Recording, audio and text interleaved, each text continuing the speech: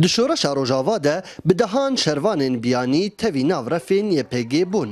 Di şerê li hember rêxistina Daişê de û hejmarek ji wan şehîd bûne ta niha. Ber dergehê Sêmalka cenazeyê şehîd Kendal Qehreman yê ji Netewa Portugalî hata oxirkirin bi merasîmên leşkerî. Gotên askirin bi navê Mario Mario. Vê şehîdê oxir dikin ku îro heta li destê Xuda destê ya tekî li Rojava mêvan bû. Em vê mêvanê bi dilekê germ, bi kelecanekê mesin, bi silahekê germ dişînin paşerê vê.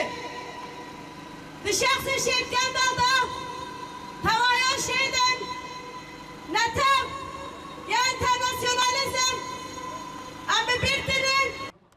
Şehîd Mario Anko Kendal Qehreman di sala 1994 de ji dayîk bû û ew bavê du zarokan e.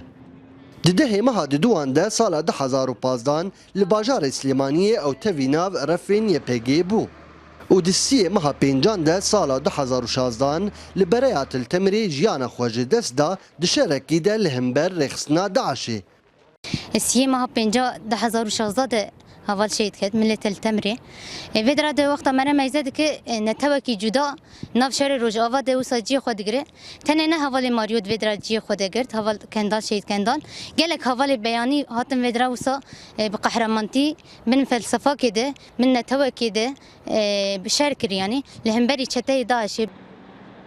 شهید کندال وکه هر شروانên biyanî di nêv refên YPG de barmanca têkoşîna li hember zilm û zordariya rêxistina Daişê li ser gelên herêmê ew tevî nav refên YPG bû û weke tê zanîn ta vê rojê bi dehan şervanên biyanî û ji netewên cuda di nêv YPG de şer dikin li hember rêxistina Daişê.